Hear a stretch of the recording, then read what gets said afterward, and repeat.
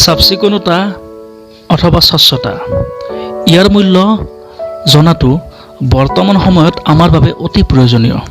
আমি আগৰ সেই কদৰ্যময় তথা লেতেৰা পৰিৱেশৰ মাজৰ পৰা স্বচ্ছতাৰ দিশত যি এক নতুন খোজ ল'বলৈ সক্ষম হৈছোঁ, ইয়ে হ'ল আমি মানৱ জাতিয়ে নিজে নিজৰ বাবে তৈয়াৰ কৰি লোৱা এটা নতুন পুৰস্কাৰ।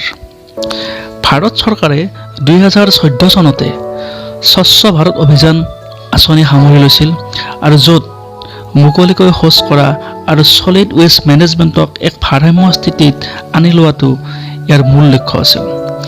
স্বচ্ছ ভাৰত অভিযান একচুৱেলি 2009 চনত লোৱা নিৰ্মল ভাৰত অভিযানৰ এক পুনৰ সংস্কৰণ বুলি ক'ব পাৰি আৰু ইয়াক 2014 চনত 2 অক্টোবৰ তাৰিখে ৰাজঘাটত নতুন দিল্লীত ভাৰতৰ প্ৰধানমন্ত্ৰী মাননীয় শ্ৰীযুত নৰেন্দ্ৰ মোদী ডাঙৰীয়াই ইয়াক শুভাৰম্ভ কৰে আৰু এই দিশত দুটা বিশেষ কথাত গুৰুত্ব দিয়া হয়। এটা হ'ল ছলিড ৱেষ্ট মেনেজমেণ্ট কমোৱা আৰু এটা হ'ল মুকলিকৈ শৌচ কৰা বন্ধ কৰা। স্বচ্ছ ভাৰত অভিযান মূলতঃ দুটা ভাগত ভাগ কৰা হৈছিল। এটা হ'ল গ্ৰাম্য অভিযান আৰু এটা হ'ল নগৰী অভিযান। গ্ৰাম্য অভিযানটো চোৱা চিতা কৰিছিল বা ইয়াৰ বাবে ফাইনেন্স নিৰ্ধাৰণ কৰিছিল ministry of drinking water and sanitation ডিপাৰ্টমেণ্টে আৰু আৰবান মিছনক মনিটৰ কৰিছিল আৰু ইয়াৰ কাৰণে ফাইনেন্স কৰিছিল ministry of housing and urban affairs.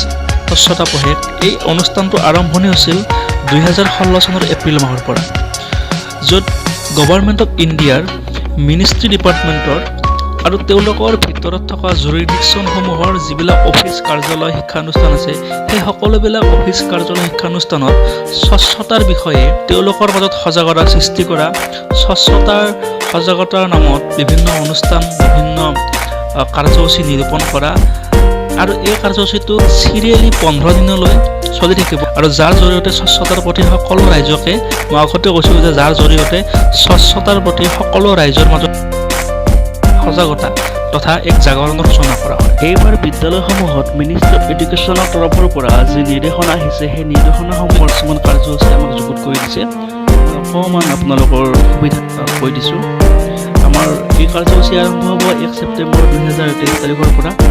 প্ৰথম দিনা কাৰ্যসূচী আছে বিদ্যালয়ৰ শিক্ষাৰ্থী, শিক্ষক কৰ্মচাৰী, SMC, মাতৃগোট আদিয়ে লগ হৈ আমি শপত বাক্য ল'ব লাগিব আৰু শপত বাক্যটো কি হ'ব সেইটো যোৱাবাৰ যেনেকৈ আছিল সেনেকৈ আছে।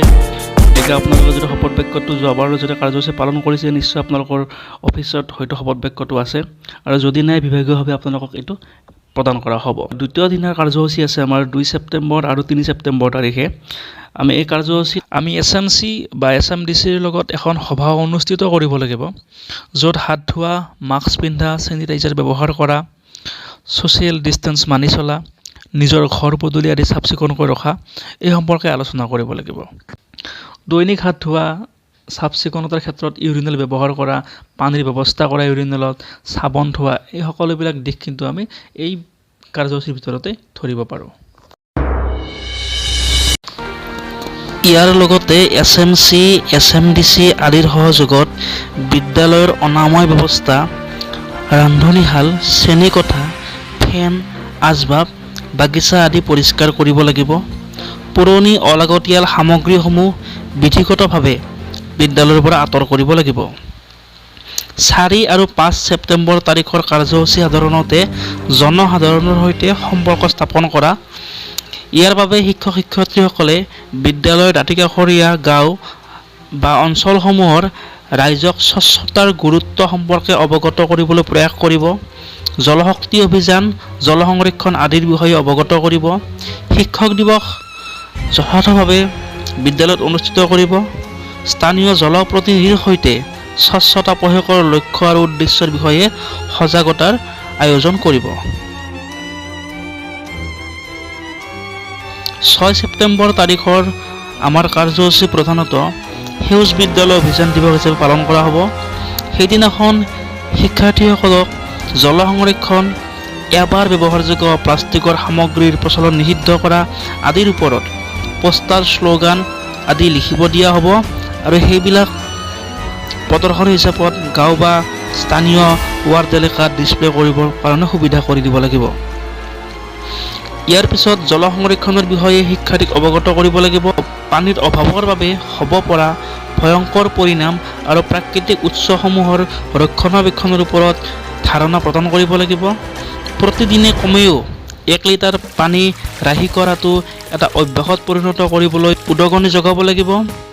ঘৰত, বিদ্যালয়ত অথবা আন ঠাইত পানীৰ ব্যৱহাৰ যথাযথভাৱে কৰা আৰু অপচয় হ্ৰাস কৰাৰ বাবে শিক্ষাৰ্থীক সজাগ কৰিব লাগিব। 7-8 ছেপ্টেম্বৰ প্ৰধানতঃ আমাৰ স্বচ্ছতাত অংশগ্ৰহণ দিৱস হিচাপে পালন কৰা হ'ব।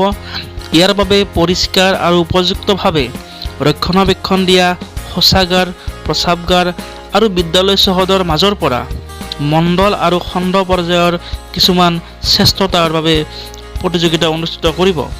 এই প্ৰতিযোগিতাসমূহ মূলতঃ ৰচনা প্ৰতিযোগিতা, কুইজ প্ৰতিযোগিতা, পেইণ্টিং, কবিতা লিখা, শ্লোগান আদিৰ ওপৰত অনুষ্ঠিত কৰা হ'ব। স্বচ্ছতাৰ প্ৰতিযোগিতাৰ লগত জড়িত বিষয়সমূহৰ ওপৰত তৰ্ক প্ৰতিযোগিতাও অনুষ্ঠিত কৰিব পৰা যাব। তাৰ উপৰিও SMDC বা SMCৰ সহায়ত বিদ্যালয়ৰ চৌহদ তথা অনাময় ব্যৱস্থাৰ পৰ্যবেক্ষণ কৰিব লাগিব। ইয়াৰ লগতে বিদ্যালয়সমূহত JJM অৰ্থাৎ জল জীৱন মিছন আঁচনিৰ তৰফৰ পৰা পাইপেৰে আগবঢ়োৱা পানী যোগানৰ পুনঃনিৰীক্ষণ কৰিব লাগিব আৰু জল সংৰক্ষণৰ বাবে প্ৰয়োজনীয় আহিলা পাতিৰ যোগান ধৰাৰ বাবে পৰিকল্পনা কৰিব। এই ক্ষেত্ৰত জলশক্তি অভিযান কেটছ দ্য ৰেইন 2023 কেম্পেইনৰ অধীনত সজাগতাৰ সৃষ্টি কৰিব পাৰে। 9 আৰু 8 ছেপ্টেম্বৰ তাৰিখে আমাৰ কাৰ্যসূচী হৈছে হাত ধোৱা। দৈনন্দিন জীৱনত সঠিকভাৱে হাত ধোৱাৰ গুৰুত্ব সম্পৰ্কে সজাগতা বৃদ্ধি কৰাৰ ওপৰত এই দিনত আমি গুৰুত্ব দিব লাগিব। খোৱাৰ আগতে বা খোৱাৰ পিছত চাবোন ব্যৱহাৰ কৰি সঠিকভাৱে হাত ধোৱাৰ ষ্টেপসমূহ পালন কৰি কিদৰে আমি হাত ধুব লাগে সেই বিষয়ে ল'ৰা ছোৱালীক অৱগত কৰিব লাগিব। খোৱা পানীৰ উৎস, শৌচাগাৰ, প্ৰস্ৰাৱগাৰ, হাত ধোৱা ঠাই আদিলৈ দিব্যাংগ শিশুসকলক অনায়াসে যাব পৰাকৈ সুচল হৈ আছে নে নাই সেই সম্পৰ্কে পৰ্যবেক্ষণ কৰিব লাগিব আৰু ইয়াৰ যদি কিবা ব্যতিক্ৰম আছে আমি তাৰ কাৰণে বিহিত ব্যৱস্থা গ্ৰহণ কৰিব লাগিব।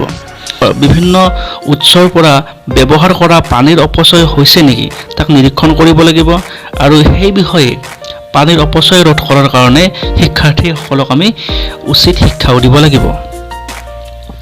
হাত ধোৱা, বাচন ধোৱা আদি ঠাইৰ পৰা নিৰ্গত হোৱা পানীভাগ পাচলি বাগিচা, ফুলনি বাগিচালৈ বোৱাই নিব পৰাকৈ ব্যৱস্থা কৰিব লাগিব। পানীৰ পৰা হ'ব পৰা ৰোগৰ বিষয়ে শিক্ষাৰ্থীসকলৰ মাজত সজাগতা সৃষ্টি কৰিব লাগিব। আমাৰ 11 ছেপ্টেম্বৰ তাৰিখে আমাৰ কাৰ্যসূচী হ'ল ব্যক্তিগত পৰিষ্কাৰ পৰিচ্ছন্নতা।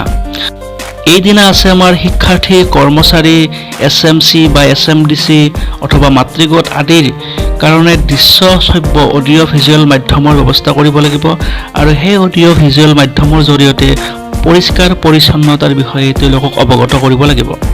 শিক্ষাৰ্থীসকলে দৈনন্দিন জীৱনৰ নিতৌ যিখিনি কাম কৰিব লাগে অৰ্থাৎ নখ কটা, নিতৌ পৰিষ্কাৰকৈ গা ধোৱা, পৰিষ্কাৰকৈ সাজ পোছাক পৰিধান কৰা, জোতা মোজা ভালকৈ চাফ চিকুণ কৰা, য'তে ত'তে থু নেপেলোৱা, এই সজ অভ্যাসবিলাক গঠন কৰাত তেওঁলোকক সহায় কৰিব লাগিব আৰু সেই বিষয়ে আমি তেওঁলোকক সজাগ কৰিব লাগিব।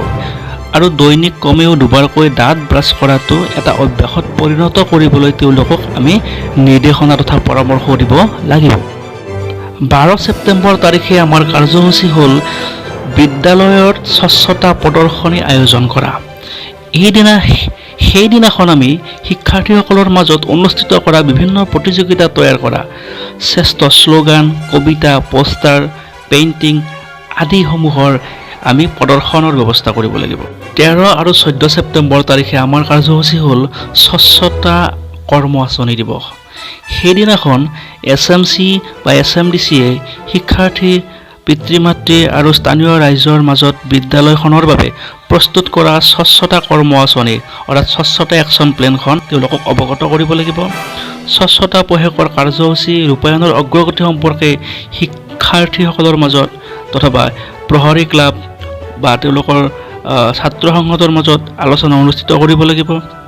স্বচ্ছতা পষেকৰ অধীনত আৰু কেনেধৰণৰ কাৰ্যসূচী ৰূপায়ণ কৰা উচিত সেই সম্পৰ্কে সকলোৰে মতামত গ্ৰহণ কৰিব লাগিব আৰু সেই মতামত গ্ৰহণ কৰি বিভাগীয় কৰ্তৃপক্ষলৈ আমি তাৰে এটা কপি প্ৰেৰণ কৰিব লাগিব। আমাৰ 15 ছেপ্টেম্বৰ তাৰিখৰ অৰ্থাৎ শেষৰ দিনা কাৰ্যসূচী আছে বঁটা বিতৰণী দিৱস। সেইদিনাখন আমাৰ স্বচ্ছতা পষেক কাৰ্যসূচীত যিকেইটা কম্পিটিশ্যন আমাৰ অনুষ্ঠিত কৰা হৈছিল। সেই কম্পিটিশ্যনবিলাকৰ যিবিলাক শিক্ষাৰ্থীয়ে পুৰস্কাৰ পাবলৈ সক্ষম হৈছে, স্থান পাবলৈ সক্ষম হৈছে, সেইসকল শিক্ষাৰ্থীক আমি সেইদিনাখন বঁটা বিতৰণ কৰিব লাগিব। আৰু বঁটা বিতৰণী সভাখনত পাৰিলে গাঁৱৰ গণমান্য ব্যক্তি অথবা সেই বিদ্যালয়খনৰ ৰিটায়াৰ্ড টিচাৰক আমি যদি নিমন্ত্ৰণ কৰিব পাৰোঁ আৰু তেখেতৰ হতুৱাই যদি দুআষাৰ শিক্ষাৰ্থীসকলৰ আগত ভাষণ দিয়াৰ ব্যৱস্থা কৰিব পাৰোঁ, তেতিয়া সেইটো কৰিব পাৰিলে বহুতেই বেছি ভাল। এই বঁটা বিতৰণী সভাখনত SMDCৰ বা SMCৰ সকলো মেম্বাৰ, অভিভাৱক লগতে স্থানীয় সচেতন মহলক নিমন্ত্ৰণ কৰিব লাগিব আৰু সকলোৰে উপস্থিতি নিশ্চিত কৰিব লাগিব।